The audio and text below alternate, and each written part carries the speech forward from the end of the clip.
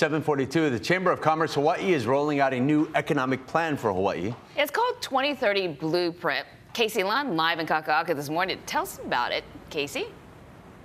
Yeah, good morning, guys. 2030 Blueprint for Hawaii, that economic action plan that we've been talking about all morning long. If you're just joining us, we had Sherry Minora McNamara on.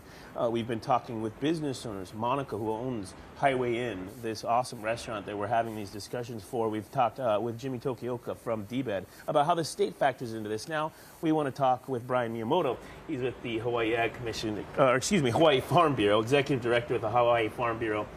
Brian, I want to talk about this 2030 plan. You know, it lays out 6 different areas of opportunity. One of those is ag, of course, and diversifying our economy and looking at that a little bit more.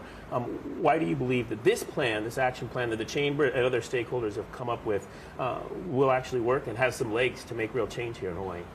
Well, thank you, Casey. Well, the Chamber, thanks to Sherry and her leadership team and the entire Chamber team, has put a lot of energy and effort and resources into developing this 2030 blueprint. That's exactly what it is, a blueprint. We're excited. It's kind of consolidating and collaborating everybody together to focus, to be hyper-focused on what is needed to improve the business climate here in Hawaii and to grow our economy. And we're glad that agriculture is one of the 6 that's included with the 17 action items that are part of the blueprint. That's what I've been hearing, even from Monica, who owns Highway Inn here, is that she believes in this because there's actually actionable steps that can be taken. So how do you anticipate 2030 Blueprint for Hawaii impacting or hopefully improving Hawaii's ag industry? Well, they position it as 21st century ag.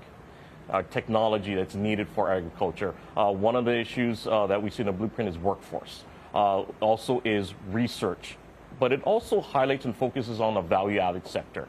So we're very excited because we know that's a sector that has true opportunity to grow. Agriculture itself is one of the industries because we're so small. Our latest census of ag has shown a loss of 10% of our farms, nearly 70% of our productive ag land. So we need to grow that particular sector, and we believe that's what the blueprint does. It kind of develops this plan or the 17 action items which will really contribute to the growth of agriculture here in Hawaii. Very good. And one thing I think that maybe I haven't touched on or I haven't gotten out on the air here this morning is how we engage the state legislature in all of this as well and make sure that our policymakers are a part of this plan. What are some of the top priorities for the Hawaii Farm Bureau this legislative session? Well, first of all, how do we engage our legislators? Exactly what the Chamber did, as a voice of business.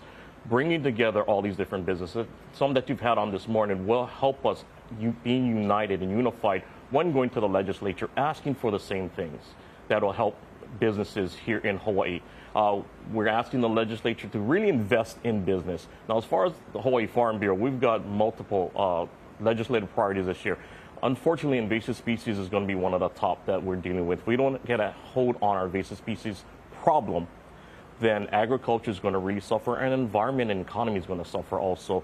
We need to address our water irrigation, our aging irrigation infrastructure. Also, part of the blueprint does talk about University of Hawaii getting some grants, making sure that our University of Hawaii College of Tropical Agriculture and Human Resilience has the resources for the extension services and some CIP money for some of the research stations. And then we're going to go and ask the DLNR again to transfer those lands in agriculture to the Department of Agriculture through Act 90. So we have a lot more legislative priorities, but we have to address some core issues, our transportation issues, our land, our water, energy costs. So Farm Bureau is coming with a comprehensive plan this year. Very good. Brian, thank you so much for being with us. Out of time, but there's so much to this, but it's also really in digestible pieces of information online on the Chamber's website. They have the 2030 Blueprint for Hawaii broken down and all those actionable items. Interesting stuff, really, for folks across a lot of different industries here in the state of Hawaii. We'll send things